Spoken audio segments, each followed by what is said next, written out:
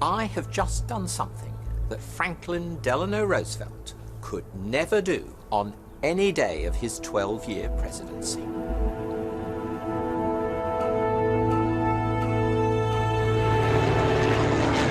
In 1945.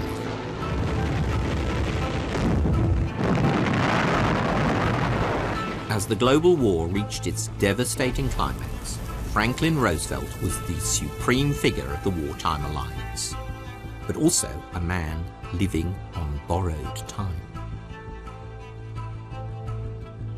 The images of Churchill, Roosevelt and Stalin meeting at Yalta are well known. What may be less familiar, given his appearance, is the fact that the American president was by some years the youngest of the big three. Roosevelt's health was collapsing, sapped by chronic heart disease and by 2 decades as a secret paraplegic. One wartime American general nicknamed him Rubber Legs. But few Americans were aware that their president could not walk unaided, or that he'd been diagnosed as being on the brink of cardiac failure. And in Roosevelt's complicated personal life, other skeletons lay hidden in the cupboard. His formidable yet fragile wife, Eleanor, had supported him through his long battle with disability. But their marriage was now coming under increasing strain, for Roosevelt was living with a dark secret. About an affair exposed and ended 25 years earlier, but now resurrected in wartime by a president isolated in the loneliness of power.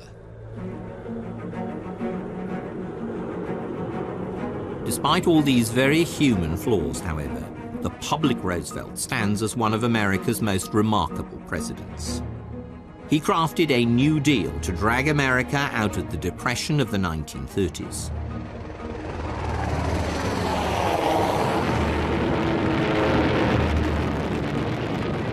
And amid the catastrophe of World War II, he envisioned a New Deal to redeem the whole world. We are going to win the war, and we are going to win the peace that follows. Roosevelt would not survive the war, yet his desperate bid to create a lasting peace and his tangled legacy in the post-war world is one of the great stories of the 20th century. To understand the endgame of World War II and the dawn of the Cold War, we must also understand the mind and the heart of this most enigmatic of leaders. How his complex personality influenced world affairs at a critical moment in history. By 1945, Franklin Roosevelt was a man inspired by visions of a better world, yet also gripped by deep personal anxieties. America's wheelchair president, racing to shape the future before his past caught up with him.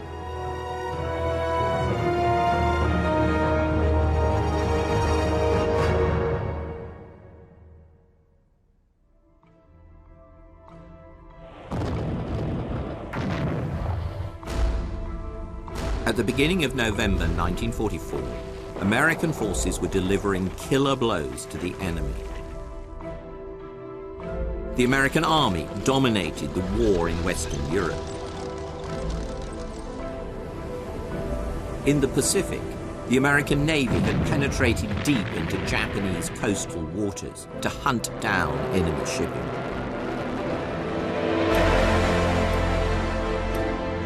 At home, the arsenal of democracy was producing more combat aircraft than Britain and Russia combined. Pundits were already talking of the superpowers, with America in a league of its own.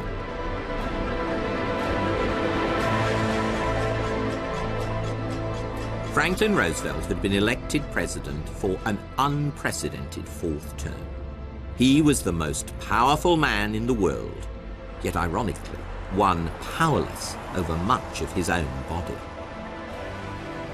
On election night, 7th of November 1944, Roosevelt sat here on the front porch of Springwood, the family mansion in Hyde Park, some 75 miles north of New York, savouring the taste of victory. From the porch, FDR could look along the avenue to the Albany Post Road. It was a view he knew so well. In the early 1920s, he'd stared at it day by day in a mixture of hope and despair. A mere quarter mile, this was a journey he longed to make, but for years his legs couldn't manage it, and now his heart was too weak as well.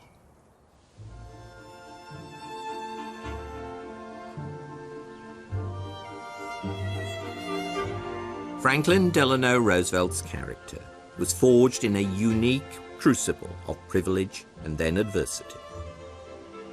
He was the only son of wealthy New York gentry, one of the river families whose grand estates spread out expansively along the banks of the Hudson. After a pampered childhood, dominated by his widowed mother, Sarah Delano Roosevelt, he went to Groton, modelled on the English Victorian public schools, on to Harvard, and then into a Manhattan law firm, a good springboard for politics. Roosevelt also married well. Eleanor was his fifth cousin once removed, and a niece of President Theodore Roosevelt. She brought a wealth of useful connections for a young man with political ambitions. Over the next 11 years, she gave birth to a girl, Anna, and 5 boys, one of whom died before his first birthday. Eleanor was an intelligent, intense, but shy young woman. Marriage gave her new confidence and poise, but she was still prone to crippling nerves and to what she called Griselda moments, when she went into a deep sulk.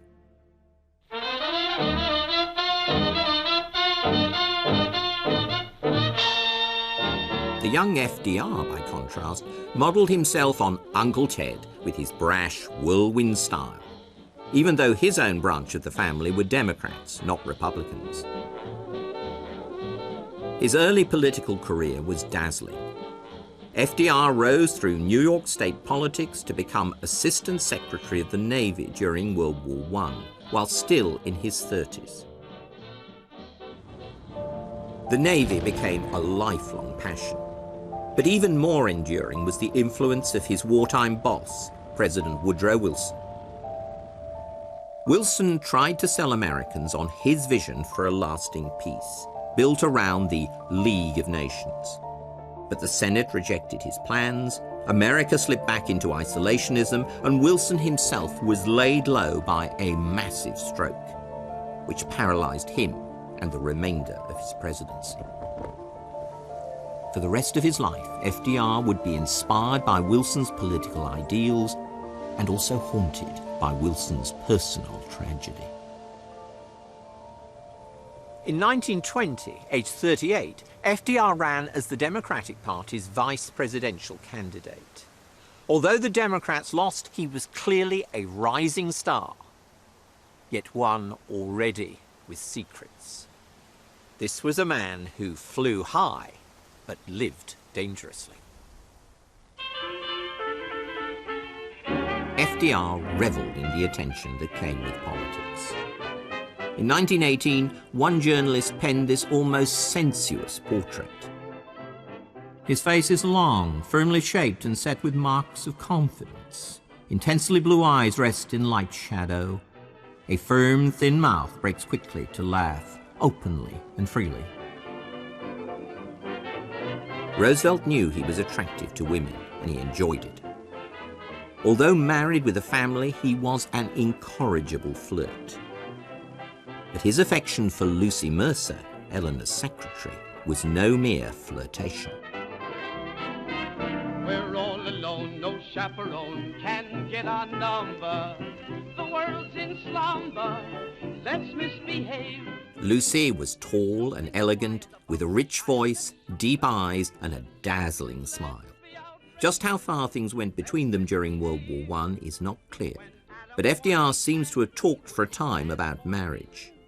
Their letters were certainly passionate, as Eleanor discovered when she found them by chance in 1918. Let's misbehave. Shocked, in panic for a while, she felt utterly betrayed. There was talk of divorce.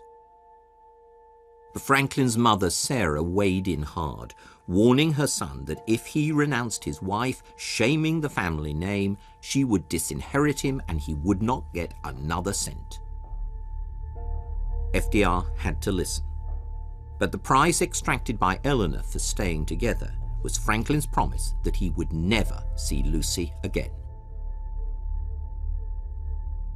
The affair would have ended many marriages. But Franklin still admired and respected Eleanor, her fierce intelligence, her passionate sense of right and wrong. For her part, Eleanor still believed in Franklin, maybe even loved him, though theirs was almost certainly no longer a sexual relationship. And the tension eased in 1920 when she learned that Lucy had married a wealthy New York businessman. But then in August 1921 came a different and even more devastating setback for the Roosevelts.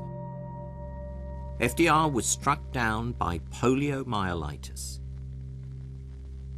The disease was generally known as infantile paralysis because it particularly afflicted children, causing them to scream in agony and lose control of their bodily functions. Gradually, painfully, Roosevelt began to recover. But his thighs and legs remained unusable, and he was confined to a wheelchair. Hating the hospital variety, FDR had wheels put on ordinary wooden chairs, which were less obtrusive. He had a special car made, which he could drive without using any foot pedals. At Springwood, ramps were installed, and he was moved from floor to floor via a pulley lift in the servants' quarters, originally used for cases and trunks. Let me be blunt about what polio had done to this handsome, ambitious, virile politician. He was now a man who could not dress or undress himself, who had to be heaved into bed or placed on a toilet. In the language of the time, he was now a cripple at the age of 39. How would he face such a life?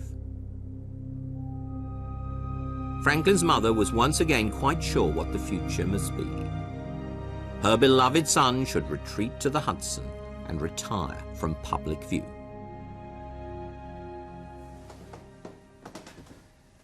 But FDR refused to heed his mother's wishes, intent on making a political comeback. He called his polio a childish disease, something that a strong adult should simply outgrow. Against all the odds, this mama's boy, whom she dressed for much of his childhood in girls' clothes and little Lord Fauntleroy outfits, dug deep, finding an iron determination and radiating hope.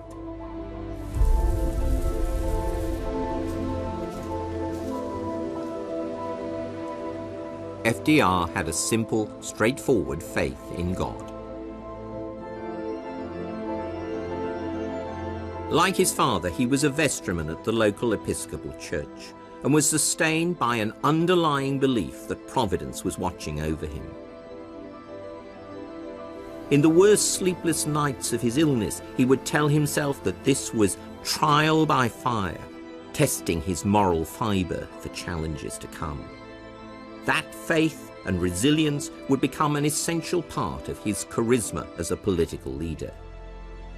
As he would say in later life, once you have spent 2 years trying to wiggle one toe, everything is in proportion.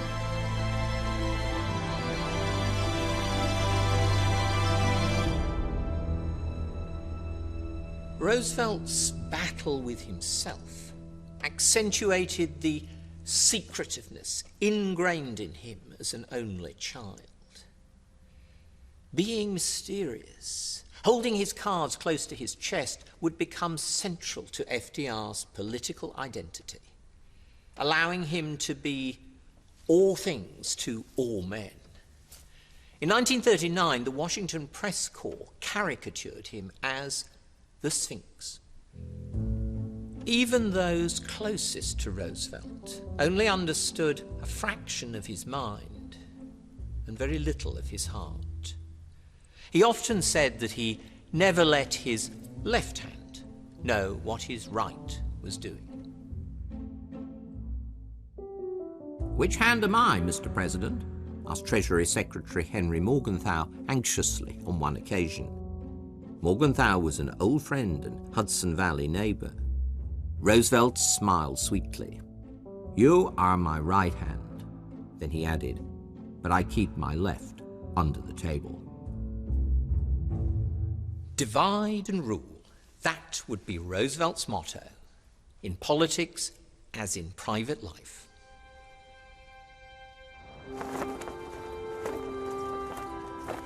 No one stereotyped as a man in a wheelchair could hope to succeed politically in that day and age. Somehow Roosevelt had to walk again, or at least appear to. He was fitted with a heavy steel corset and braces, running from hips to heel. The weight was exhausting and the metal cut into his body, but the braces, when locked, enabled him to stand.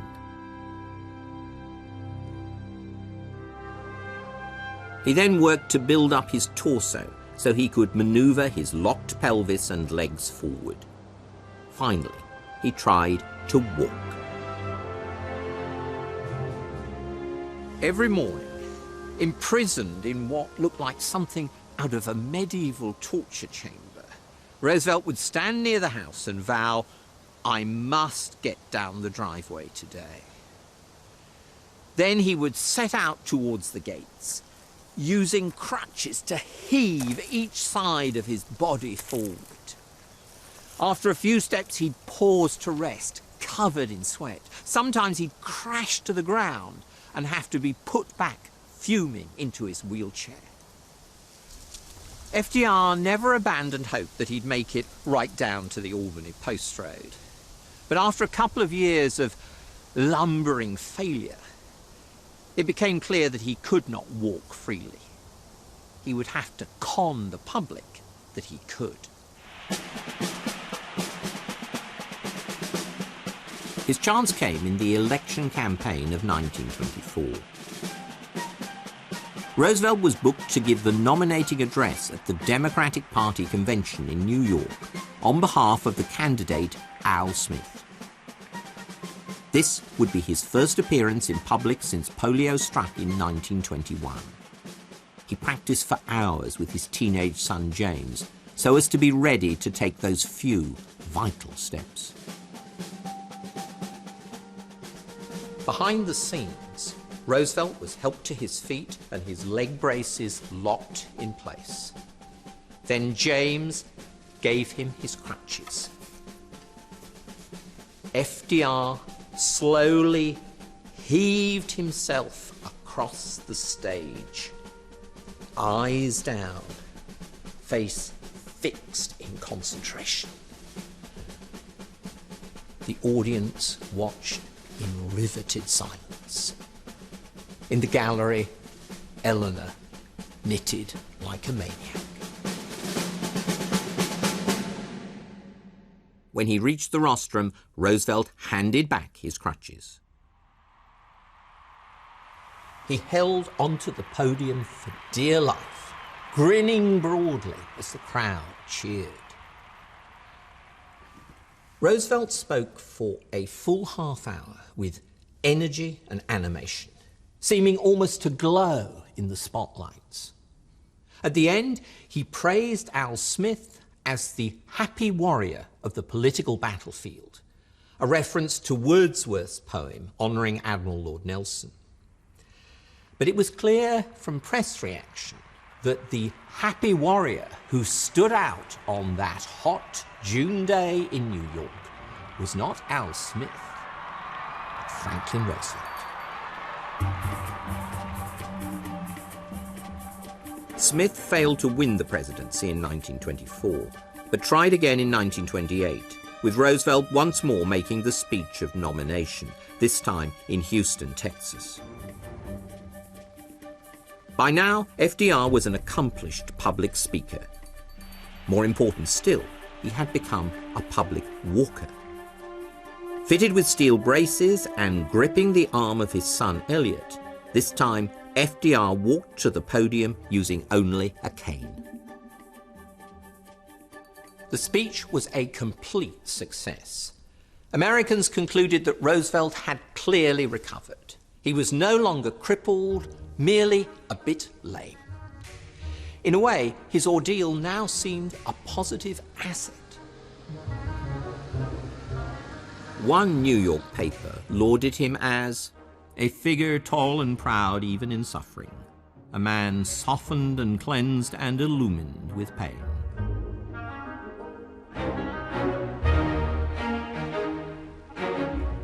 Thousands of Americans are here to cheer the birth of a new era in national affairs, a New Deal era, which is supposed to pull the country out of its chaos.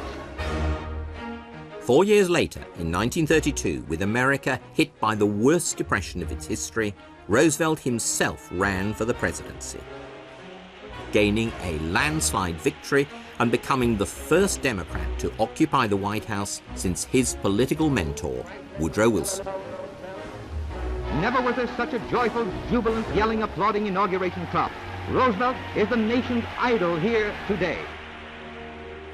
First of all, let me assert my firm belief that the only thing we have to fear is fear itself.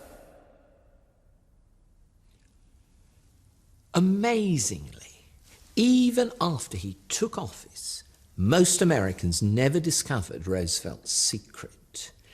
Press and photographers maintained a discreet silence about his disability.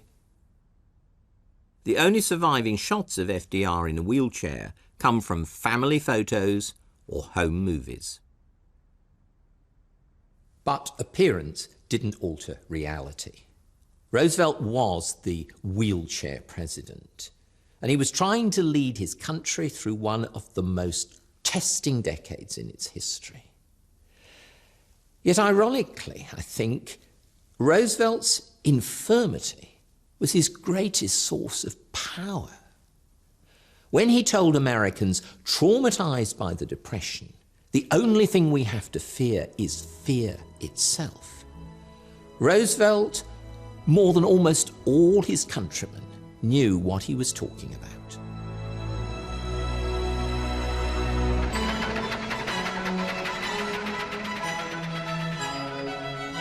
In his first 2 terms, Roosevelt was preoccupied with his New Deal for America, to pull the country out of the Depression through massive spending on infrastructure and social programs.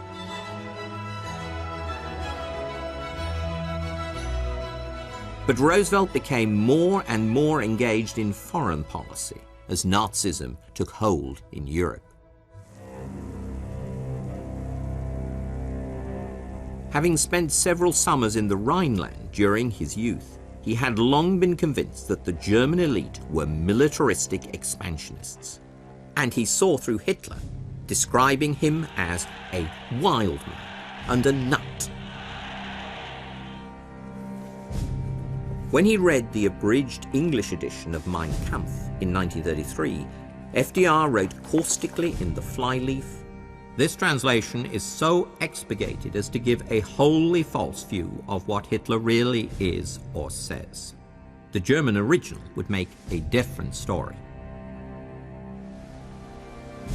During the 1930s, Roosevelt could do little to shift isolationist attitudes in America. But then came the amazing German conquest of Western Europe in 1940, creating a global crisis.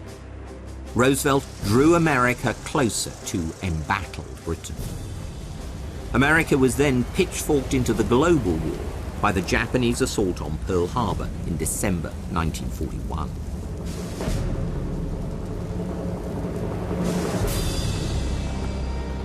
powerful and resourceful gangsters have banded together to make war upon the whole human race.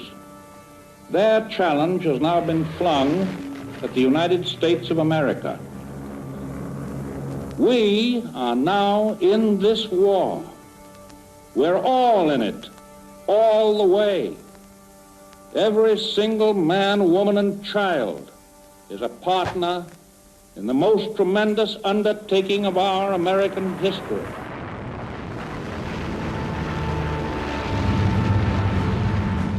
In 1942 and 1943, America, allied with Britain, engaged in a brutal struggle against Japan in the Pacific,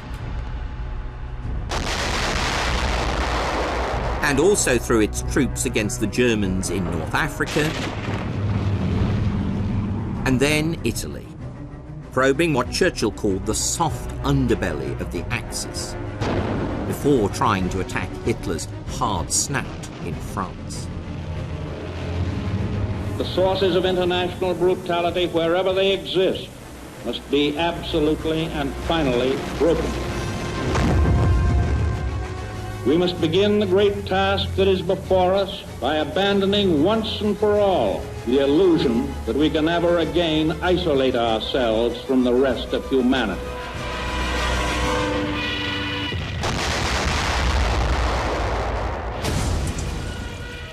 But the war posed new challenges for an already weary president. Roosevelt didn't simply want victory. He wanted to shape an enduring worldwide peace and avoid a repeat of the tragedy of Woodrow Wilson. For him, I think that meant drawing communist Russia into peacetime cooperation, moving beyond the era of European imperialism, and above all, persuading Americans to take up the burdens of international leadership in an improved version of Wilson's League of Nations.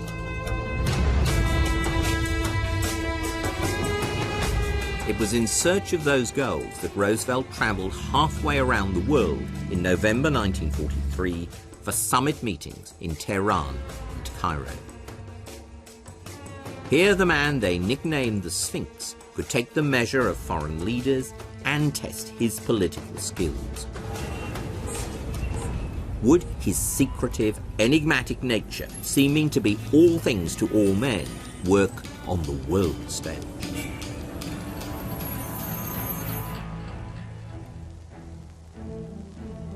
For Roosevelt, the highlight of the trip was his first meeting with America's other ally, Joseph Stalin. Russia's revolutionary Tsar had now gained the upper hand in his titanic struggle with Hitler. The Red Army was driving the Germans out of the Ukraine.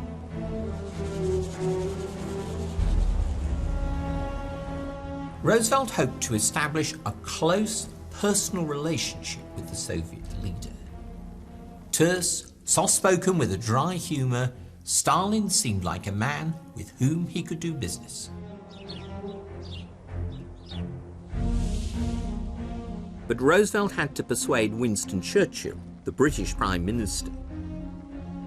Churchill also felt he could work with Stalin personally, but as an inveterate anti-communist, he harboured dark fears about what might happen if Soviet ideology caught fire across Europe.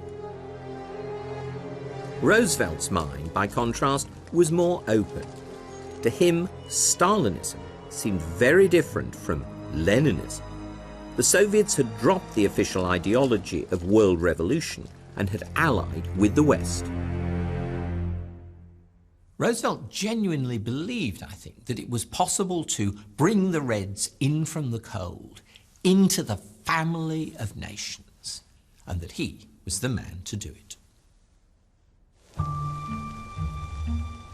At Tehran, Roosevelt was willing to manipulate his old ally, Winston, to achieve his goal. Keen to show the Soviets that America and Britain weren't operating as a bloc, Roosevelt went out of his way to side with Stalin against Churchill. Together, they baited the British leader about the number of Germans that should be shot after the war. Roosevelt envisaged Russia with Britain as one of the policemen who would ensure peace and order in the post-war world, as bulwarks of the new United Nations organization. Roosevelt's other pitch for Stalin's goodwill at Tehran was tied up with his great aim for the post-war world, the end of empire. Imperialism was one of Roosevelt's obsessions, but he viewed it as essentially a vice of the Europeans with their far-flung colonial empires. He didn't seem to recognize the expansion of Russia across Asia as imperialist, and certainly not the expansion of the United States from the Atlantic to the Pacific. When meeting on their own at Tehran, Roosevelt treated Stalin almost as a fellow anti-imperialist when discussing how to handle this issue with the reactionary Europeans. He told Stalin that after 100 years of French rule in Indochina, the inhabitants were worse off than they'd been before. As for the British Raj in India, Roosevelt advocated what he called reform from the bottom, somewhat on the Soviet line. To which Stalin responded dryly, reform from the bottom would mean a revolution.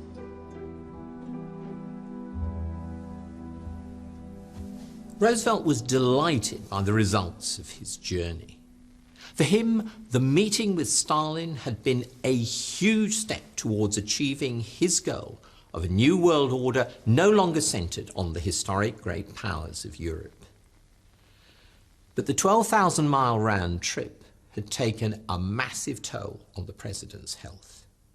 Massive and, in fact, fateful.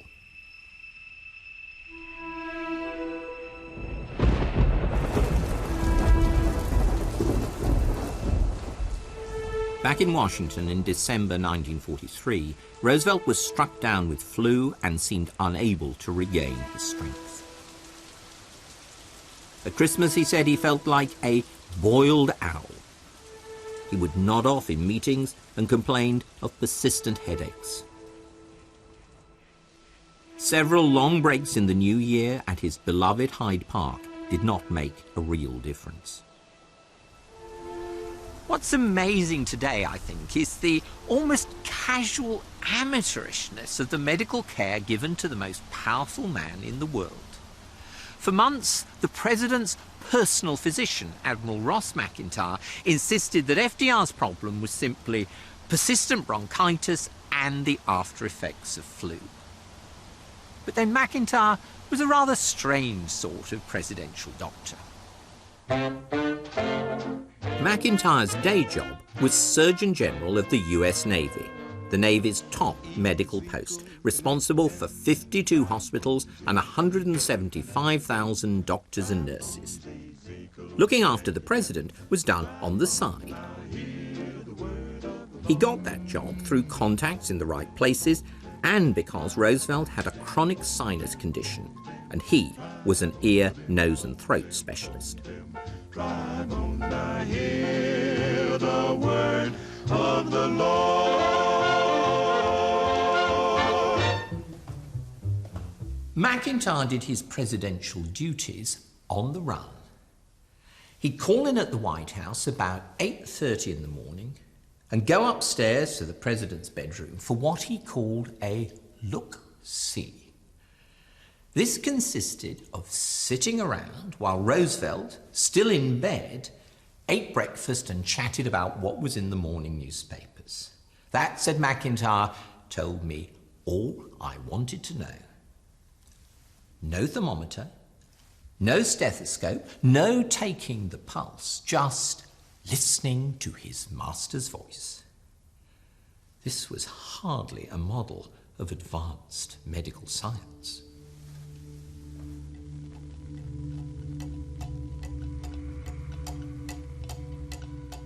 It was not until March 1944, when the president was running a temperature of 104 degrees, that McIntyre grudgingly arranged for him to have a checkup at Bethesda Naval Hospital on the outskirts of Washington. In secret, he was put onto the presidential train at Hyde Park and taken for what was probably the first serious medical examination of his whole presidency.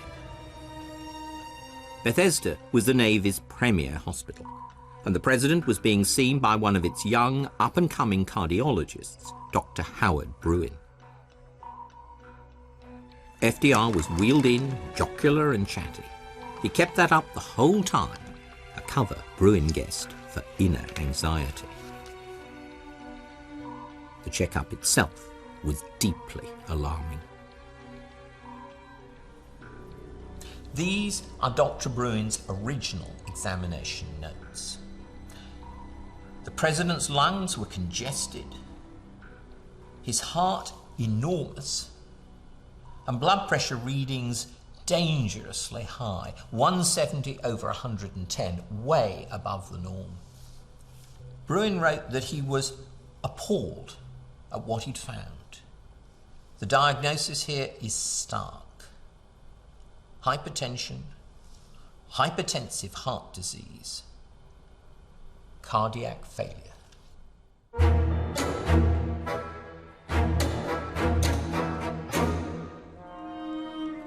FDR's visit to Bethesda could not be kept a secret. But at a press conference, Admiral McIntyre insisted brazenly that the president's health was satisfactory, apart from the lingering effects of flu and bronchitis.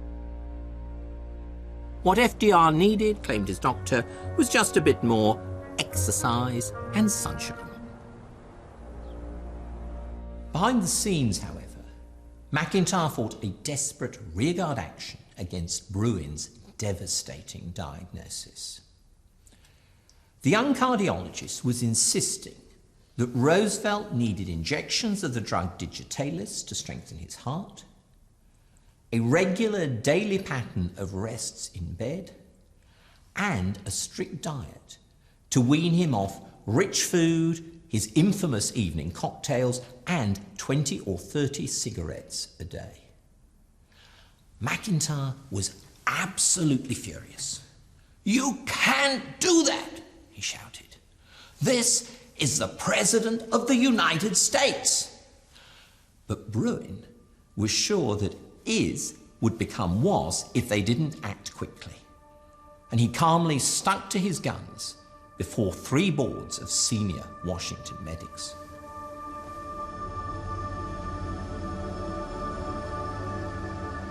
Eventually given leave to go ahead, Bruin achieved significant results. After a week of Digitalis, the president's lungs were clear and his heart smaller. He was sleeping much better and had cut down his cigarettes to half a dozen a day. But his blood pressure remained very high, and with it the risk of a stroke. Yet in those days there were no medications available for high blood pressure, and the standard remedies, rest and no stress, were hard to arrange for the most powerful man in the world. But Bruin did what he could. He persuaded FDR to take a break on the estate of an old friend, Bernard Baruch, in South Carolina. Early nights and a lot of fishing were real tonics. Roosevelt liked it so much that he stayed 4 weeks. But none of this dealt with the basic problem. How could the ailing president survive all the pressures? He had been out of the White House for 9 of the first 20 weeks of 1944. He was now back, but was trying to operate on a 4-hour day. This was hardly satisfactory for the President of the United States, especially a president who was planning to run for a 4th term.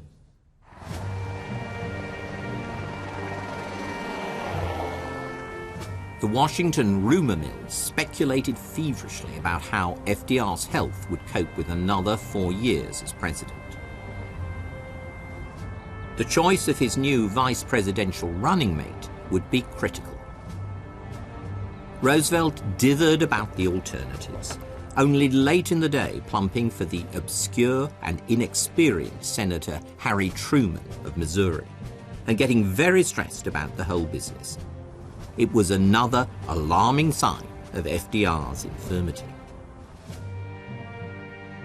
Dr. Howard Bruin was never consulted, but looking back, he had no doubt that a fourth term was a medical impossibility.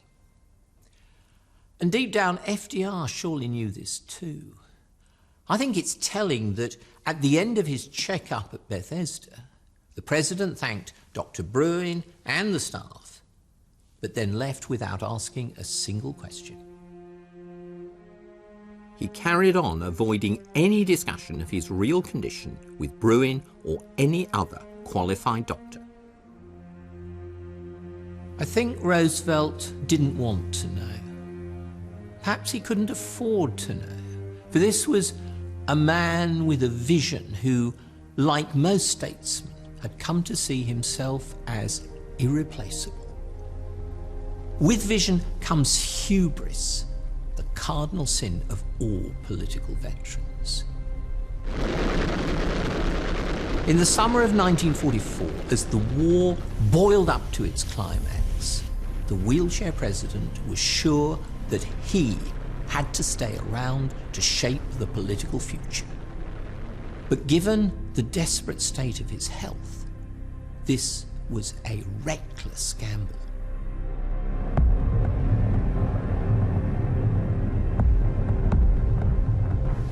The 6th of June, 1944.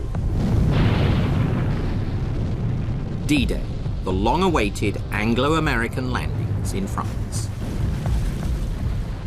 News of Operation Overlord was greeted with relief and elation across America. That evening, the president spoke by radio to the American people, not in tones of exultation, but in the form of a simple prayer. Our sons, pride of our nation, this day have set upon a mighty endeavor, a struggle to preserve our republic, our religion, and our civilization, and to set free a suffering humanity. Help us, Almighty God, to rededicate ourselves in renewed faith in Thee in this hour of great sacrifice.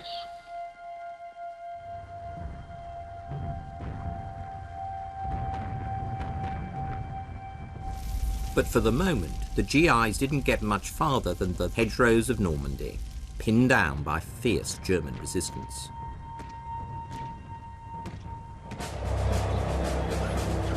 Meanwhile, another D-Day dawned on the Eastern Front. Little known even today in the West, this shaped the fate of Europe as much as Operation Overlord.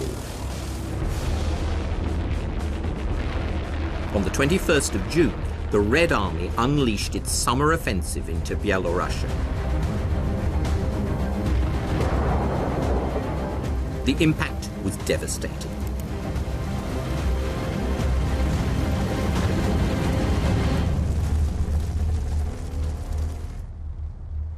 In 5 weeks, while Eisenhower and Montgomery were bogged down in Normandy, the Red Army destroyed 20 German divisions and drove forward 450 miles to the gates of Warsaw.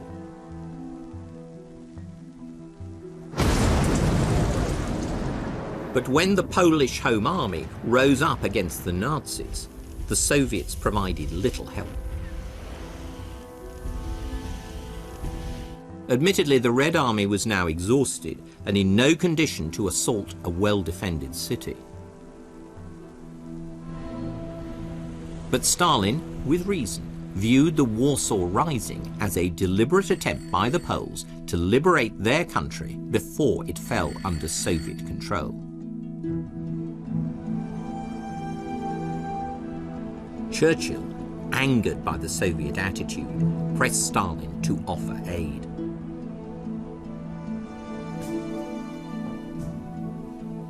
Machiavellian as ever in his approach to ends and means, Roosevelt kept out of this argument. For him, the real goal continued to be forging a long-term partnership with the Soviet leader. At Tehran, he'd even pretended to snooze when Stalin and Churchill haggled over the details of Eastern Europe, joking, "I don't care two hoots about Poland. Wake me up when we talk about Germany."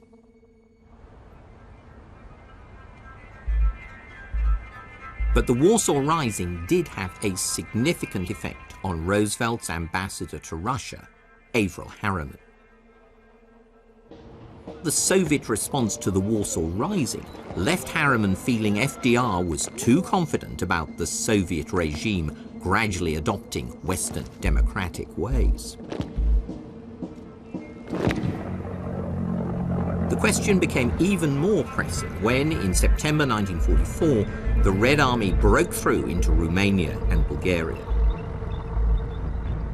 The Soviets were clearly going to be a presence in Eastern Europe after the war was over. How should the West deal with them?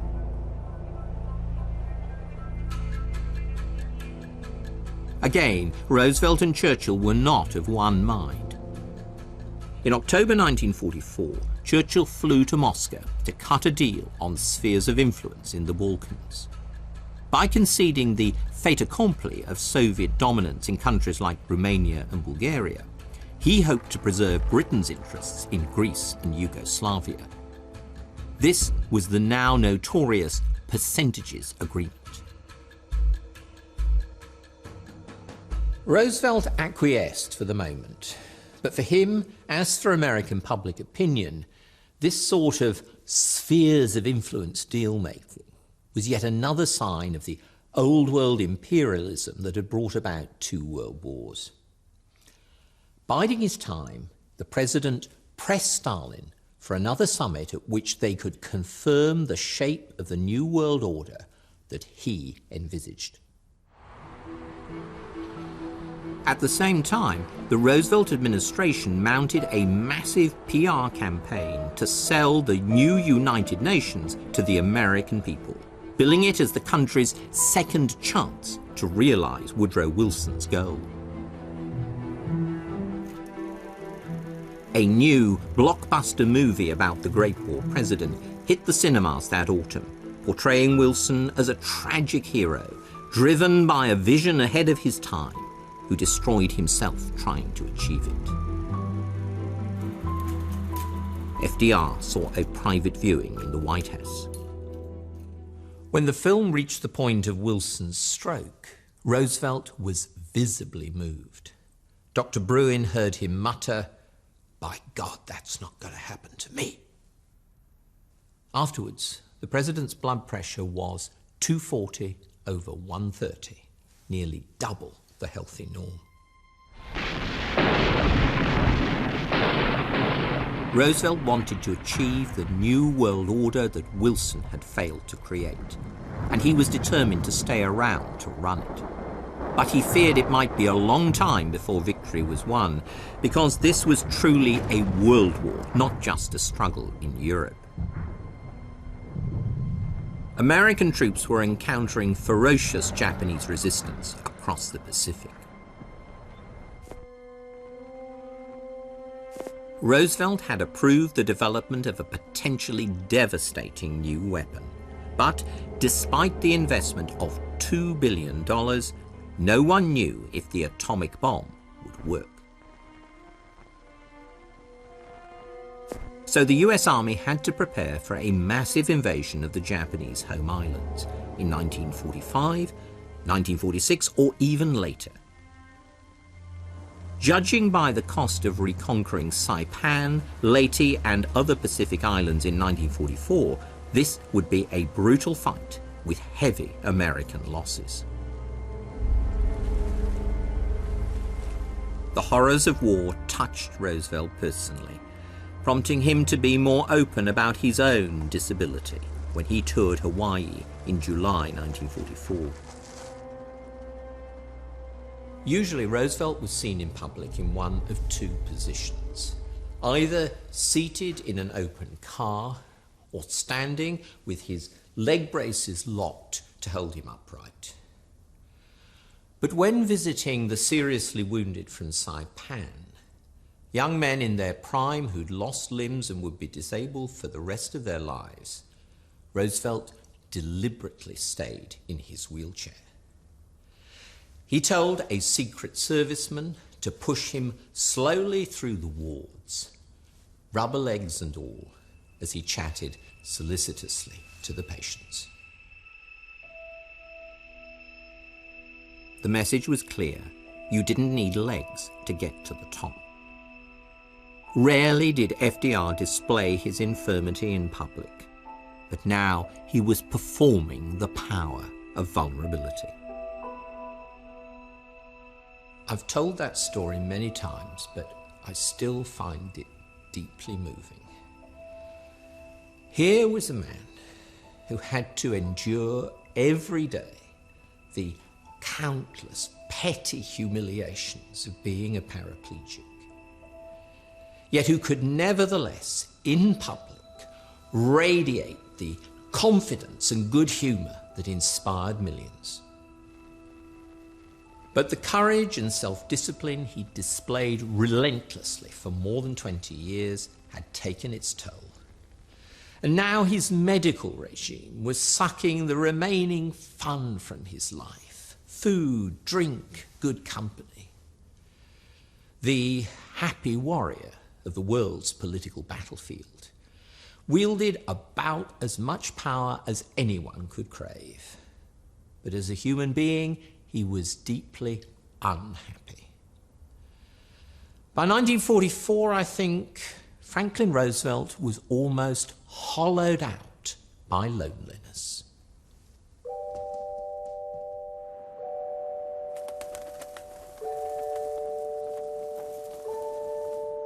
If one thinks of the other war leaders, their private lives were relatively simple.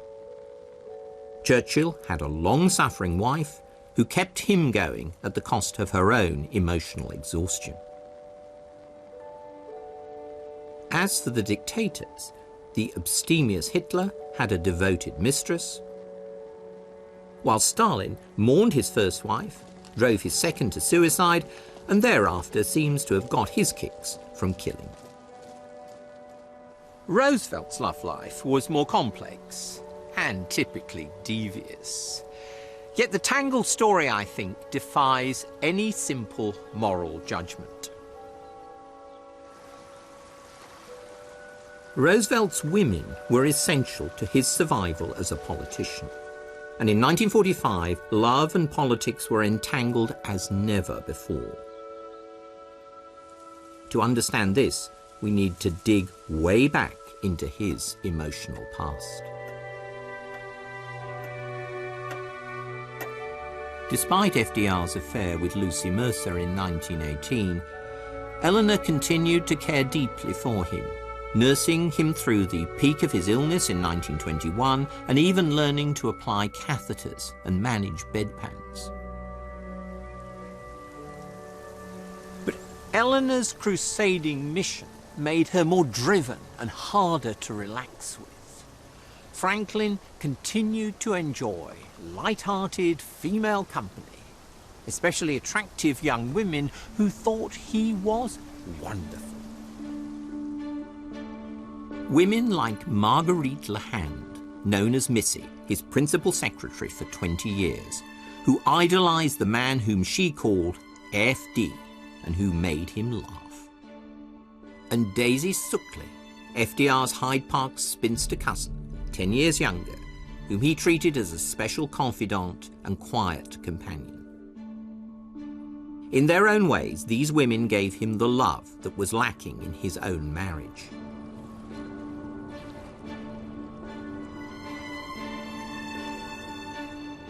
Eleanor, too, found love in other ways.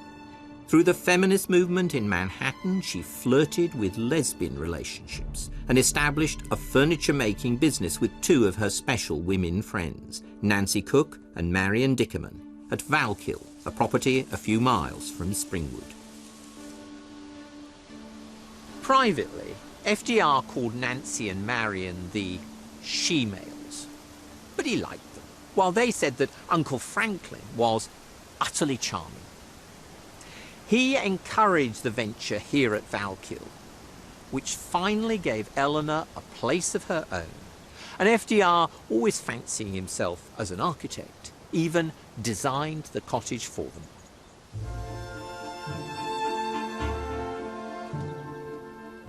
FDR also needed his own hideaway and designed this simple house on the highest hill of the Roosevelt estate, whose porch looked out westward across the Hudson River. At Top Cottage, FDR could keep some distance from Eleanor. Clearly, the Roosevelts were now very far from being a traditional couple. Each had an independent life involving intimate friendships with others. That suited Franklin, never keen to be dependent on any one person. Yet their marriage had also put down deep roots, toughened by the Lucy Mercer affair and also by his battle with polio.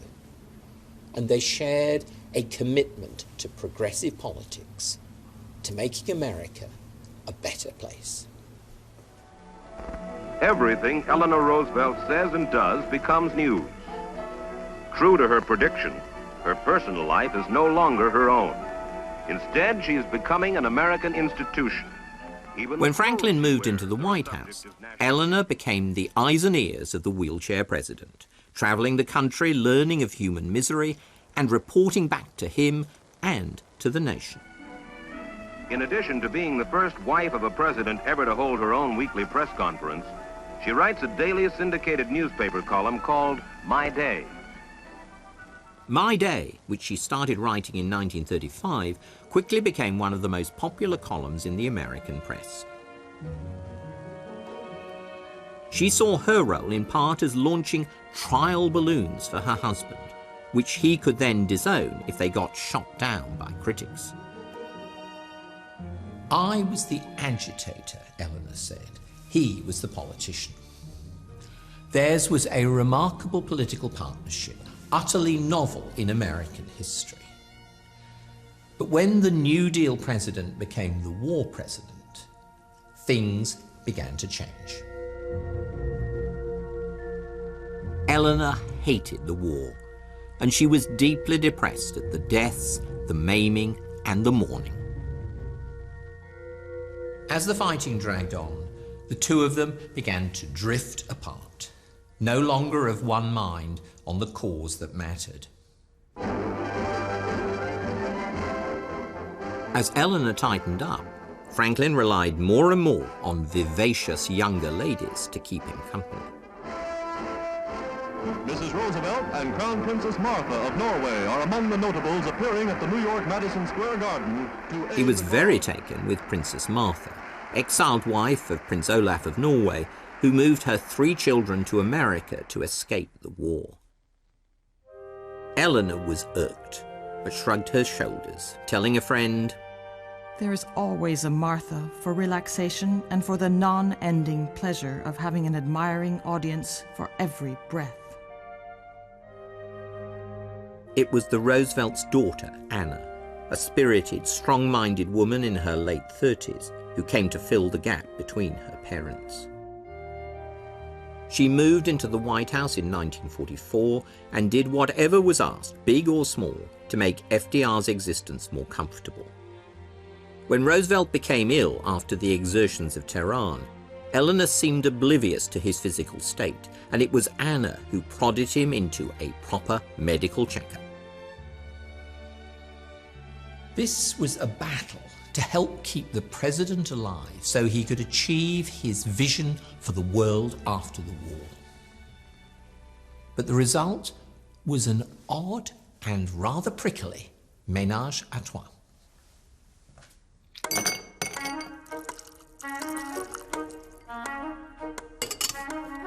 Eleanor, a teetotaler, hated FDR's cocktail hours before dinner, when there was a tacit agreement that no official business would be discussed. Anna indulged them at a modest level as one of his few pleasures. At the end of one cocktail hour, Eleanor marched in, armed with a sheaf of papers. "Now, Franklin," she said in her usual brisk manner, "I need to talk to you about these." FDR simply lost it. He chucked the sheaf of papers across the room and said to a mortified Anna, "You deal with those in the morning." Eleanor stood silent, lips pursed. Then she said, "I'm sorry," and walked away. But fortunately for Eleanor, she didn't know just how far Anna was going in order to keep her father happy. On the 28th of April 1944, in deepest secrecy, she arranged for Mrs. Winthrop Rutherford to have lunch with the president while he was recuperating in South Carolina. Anna set up the lunch at her father's behest.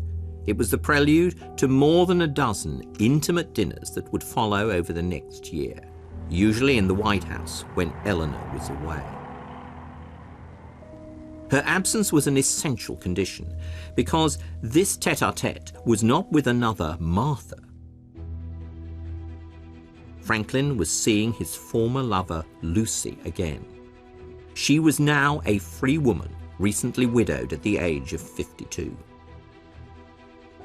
Anna acted as go-between.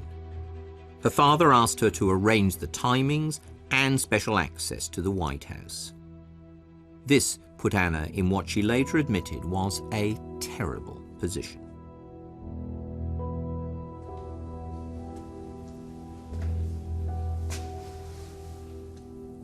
As a girl, Anna had taken her mother's side about the affair. But now, as a divorcee who'd remarried, she realized that her father needed sympathetic and appreciative company rather than Eleanor's latest must-do hit list. And she could also see that Lucy remained special, allowing him to enjoy what Anna called a few hours of much-needed relaxation. Even so, it was a truly bizarre situation. Daughter abetting her father's liaison behind the back of her mother in what she felt were the interests of the nation.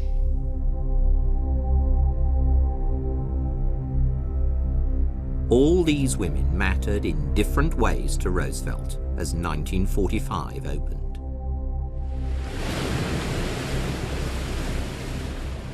The war was reaching its climax, yet when and how it would end remained in doubt.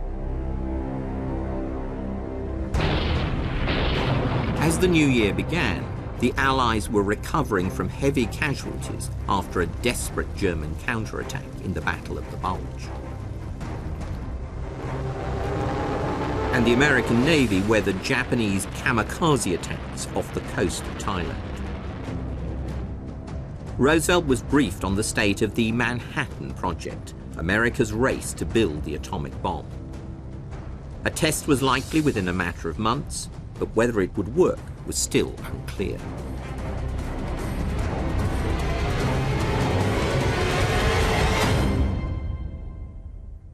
Yet Roosevelt did not inform his new vice president, Harry Truman, about progress on the bomb. Plucked from the Senate to be FDR's running mate, Truman was not part of Roosevelt's inner circle. Yet he was now, to use the cliché, a heartbeat away from the presidency. And looking into Roosevelt's grey, gaunt face, Truman could sense that the president's heart was failing. Truman, in his own words, felt troubled and worried. But Roosevelt simply kept his new vice president out of the loop on the bomb and on policy in general. Given the state of his health, such secrecy was almost criminal. But Roosevelt was like a man in denial about his own mortality. Perhaps only in those fleeting moments with Lucy, conjuring up anew the vitality and love of his lost past, did Roosevelt voice his dark fears about the future.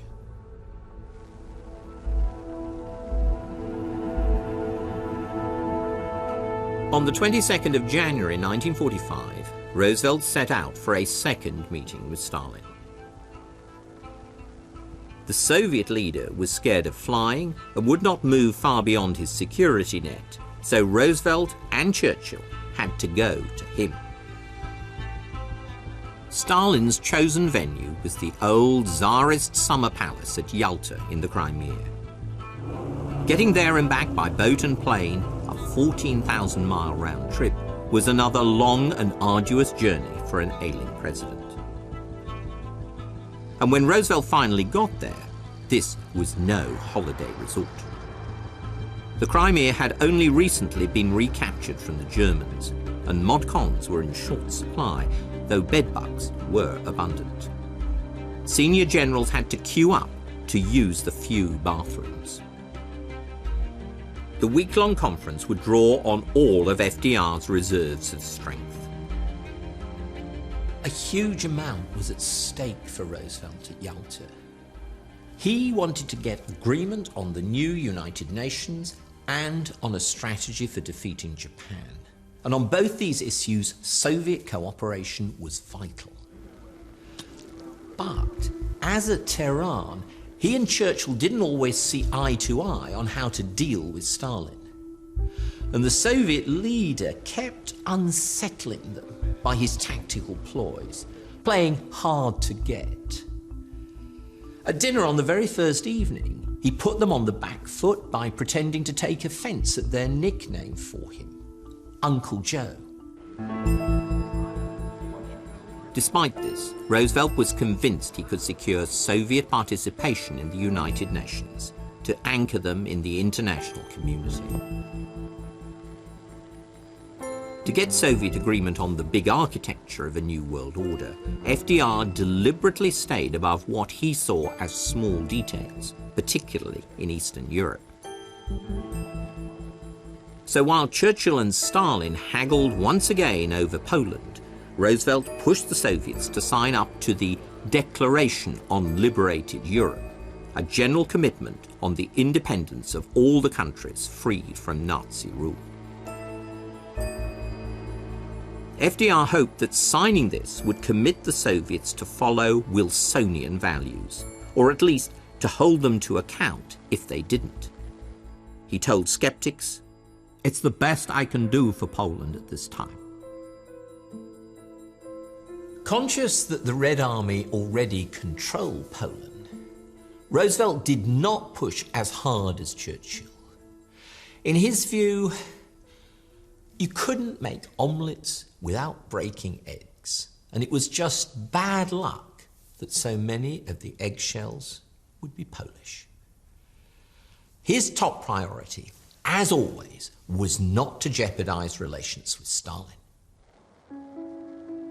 And over Asia, Roosevelt's softly approach appeared to pay off. He conceded Stalin's demands for territory in Japan and China.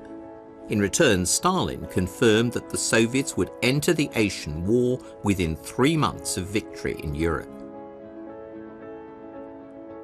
With the atomic bomb still untested, General George Marshall, the US Army Chief of Staff, was relieved to share the brutal endgame of the Japanese War with the Red Army. Asked when leaving Yalta whether he looked forward to civilized amenities again, Marshall said gravely, "For what we have gained here, I would gladly have stayed a whole month." By the time he got back to Washington, Roosevelt was exhausted. He delivered his report of the summit to Congress sitting down, making a rare reference to his disability. I hope that you will pardon me for an unusual posture of sitting down. But I know that you will realize that it makes it a lot easier for me in not having to carry about 10 pounds of steel around on the bottom of my legs, and also because of the fact that I have just completed a 14,000-mile trip. The speech was full of optimism about Stalin as a man of good faith and about a new era in international politics. And I am confident that the Congress and the American people will accept the results of this conference as the beginnings of a permanent structure of peace, upon which we can begin to build, under God, that better world in which our children and grandchildren must live and can live.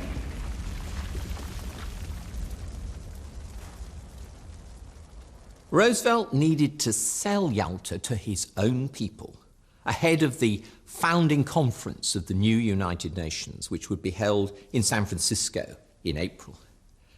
He didn't want any repeat of the tragedy of Wilson and the League.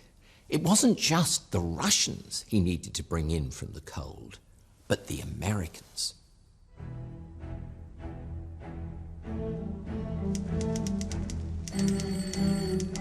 All through March 1945, Stalin tightened his grip on Poland. Churchill sent anguished messages to the White House, demanding a joint protest to the Kremlin about what he was already calling an Iron Curtain coming down across Eastern Europe. But FDR, more coldly realist, felt that the Poles were a lost cause and did not wish friction over Eastern Europe to imperil the UN project.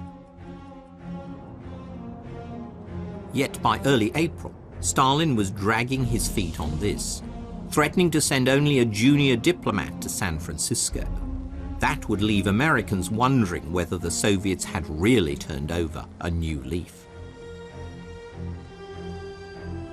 Despite odd moments, FDR stuck to the end with his policy of enticing the Russians into the family of nations. He wrote to Churchill to play down the aggro with Moscow. I would minimize the general Soviet problem as much as possible because these problems in one form or another seem to arise every day and most of them straighten out. We must be firm, however, and our course thus far is correct. Was Roosevelt right that the West needed to soothe Russian insecurities? Would sticking with his strategy of drawing the Soviets in from the cold have averted or at least eased the Cold War? Or was Churchill right that the only message they understood was firmness? That has to remain a fascinating what-if of history, because Roosevelt died before the Cold War really began. But the Roosevelt-Churchill debate about conciliation versus toughness still perplexes statesmen today when dealing with Vladimir Putin's Russia.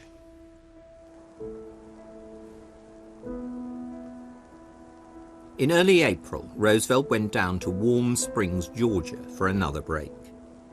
Dr. Bruin was in attendance. So too were Daisy and Lucy, in their own ways also part of his medical team. Eleanor remained in Washington, but she bombarded him with messages about wartime issues. On one occasion, they argued over the phone about aid to Yugoslavia for a full 45 minutes. After Roosevelt hung up, the veins on his forehead were bulging and his blood pressure had risen 50 points. Eleanor was still pushing him hard, mind and heart, just as she'd done ever since the dark days of polio. At Warm Springs, the president worked on his Jefferson Day radio speech, intended to sell the new United Nations to America as an essential part of an abiding peace. The draft recalled the words of his inaugural address in the depths of the Depression, about the only thing to fear being fear itself. Roosevelt planned to close with these ringing words: The only limit to our realization of tomorrow will be our doubts of today. Let us move forward with strong and active faith. Though weary, the president seemed in good spirits. There was nothing to suggest what would happen the next day.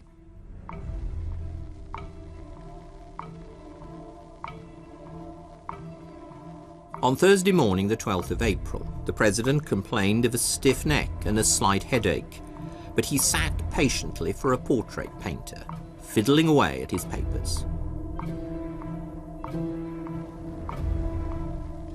Suddenly, just before lunch, he looked up. "I have a terrific pain at the back of my head," he murmured, and then slumped forward and lost consciousness. As aides lifted him onto his bed and Dr. Bruin worked desperately, a shocked Lucy was ushered into a car and driven away. For a couple of hours, the president fought for life, his tortured, rasping breaths reminiscent of the dying Abraham Lincoln 80 years before, at the end of another great war. But at 3:35 p.m., Roosevelt's heart finally stopped.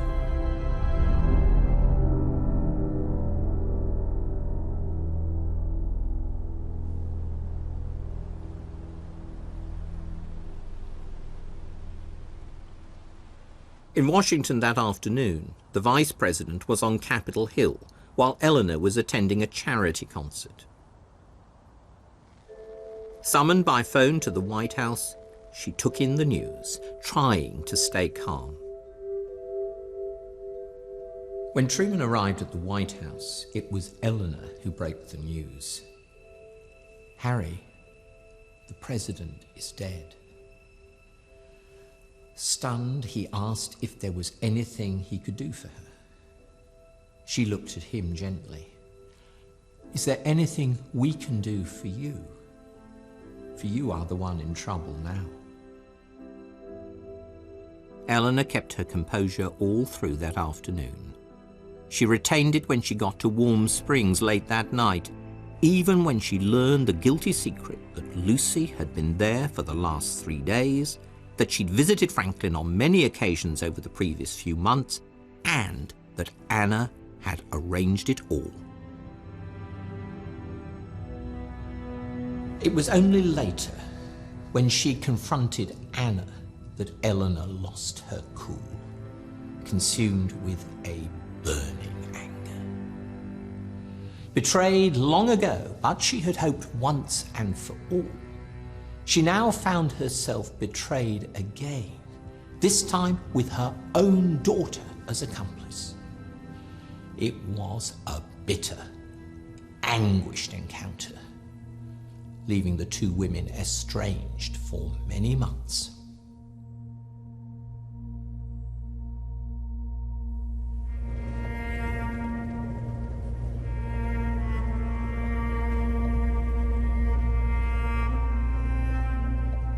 Next day, bottling up her emotions, she accompanied his body on the special train that chugged its way 800 miles north to the nation's capital. Eleanor, still bruised and angry, watched in growing awe at the thousands who lined the route, openly grieving for their lost president.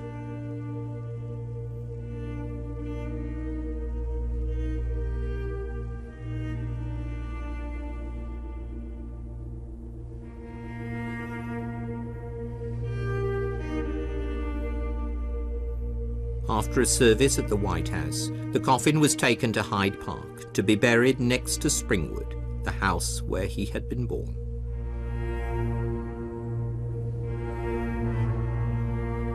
Eleanor was deeply moved, beginning to realize just how much her flawed husband had meant to his people. She had known him too well, yet in other fundamental ways had failed to appreciate him.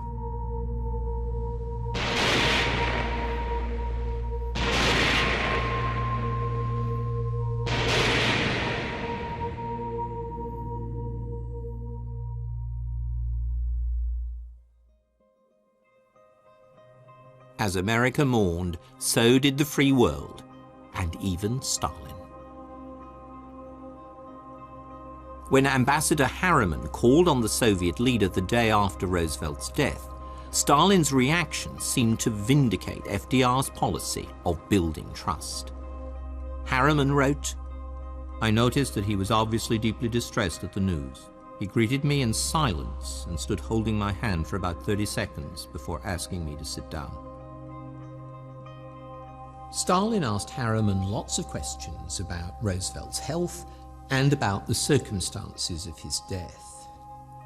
For a paranoid dictator obsessed about assassins and poisoners, it was hard to believe that the President of the United States had died merely from natural causes after botched medical care.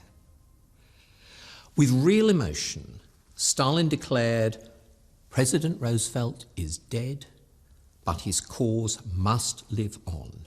We shall support President Truman with all our forces and all our will."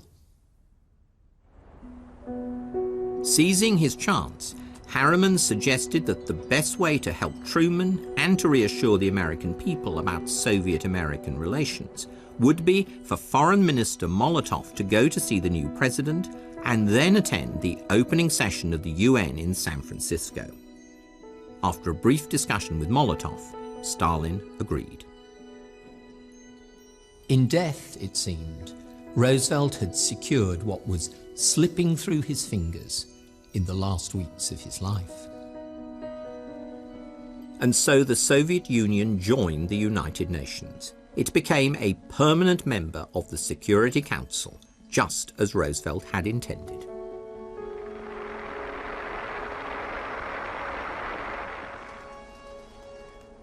But his hopes for an eventual alignment of Russia to social democratic values were utopian.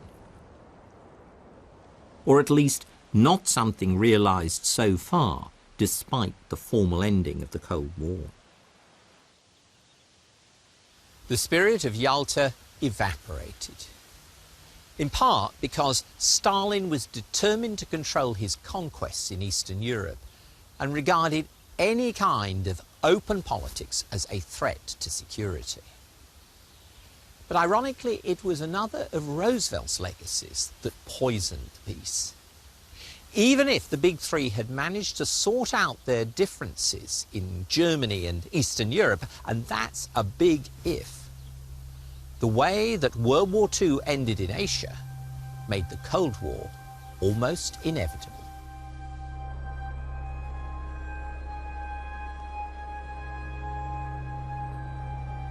Roosevelt had thrown all America's industrial might into the race to build an atomic bomb.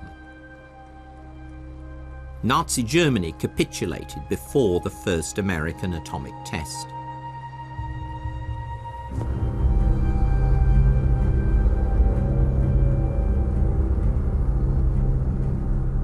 But Truman, fearful like Roosevelt of bloody battles to end the war in Asia, dropped 2 atomic bombs on Japan. As soon as he heard the news, Stalin made a Soviet bomb the regime's top priority. The Cold War arms race was born, that endless vying for superiority in ever more complex killer weapons.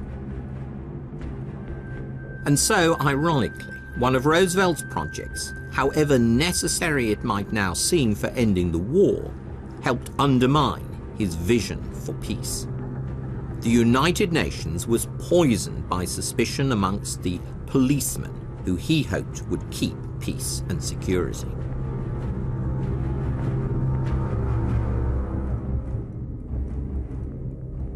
Yet the Cold War never hotted up into World War III. The bomb may have acted as a deterrent, but I think that the UN, founded in those vital transition weeks between war and peace, also played a part. It created the structure, however fragile, of an international community. In that basic sense, Roosevelt's hopes were realized.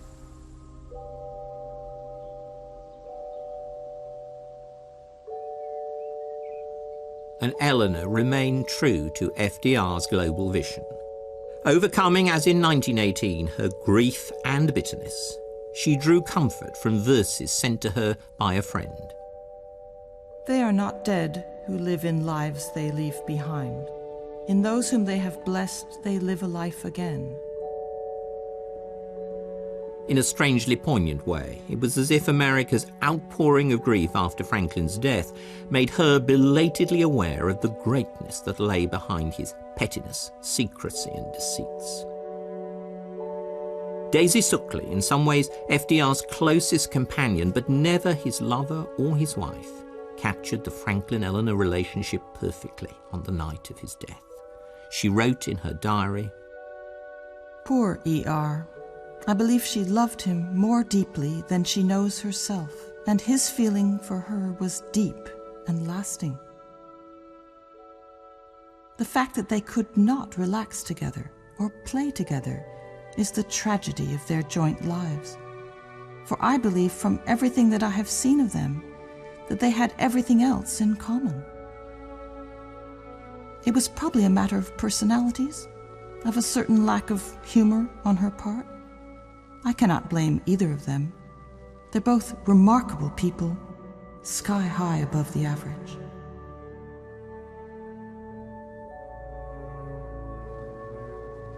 For 7 years after his death, Eleanor was a member of the American delegation to the UN, the only woman. It is my ruling as chairman of the commission that the point raised by the Soviet member is out of order. Her Machiavellian combination of charm and persistence, reminiscent of FDR himself, helped push through the UN Declaration of Human Rights in 1948.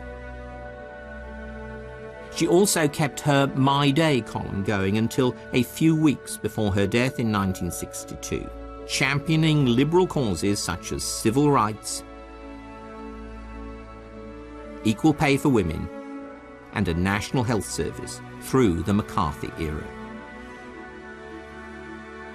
Even after FDR's death, and despite his double betrayal, Eleanor's partnership with Franklin remained in some ways indissoluble.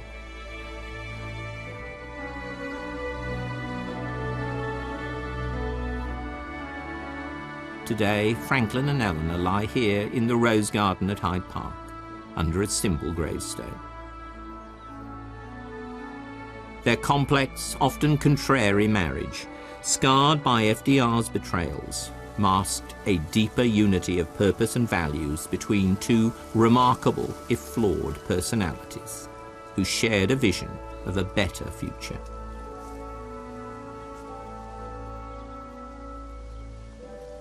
And from the grave, one can look down the avenue to the Albany Post Road, the view that tantalized Roosevelt for the last quarter century of his life. The wheelchair president never made it to the main road, but the journey he did complete, with its successes and its failures, helped define our world into the 21st century.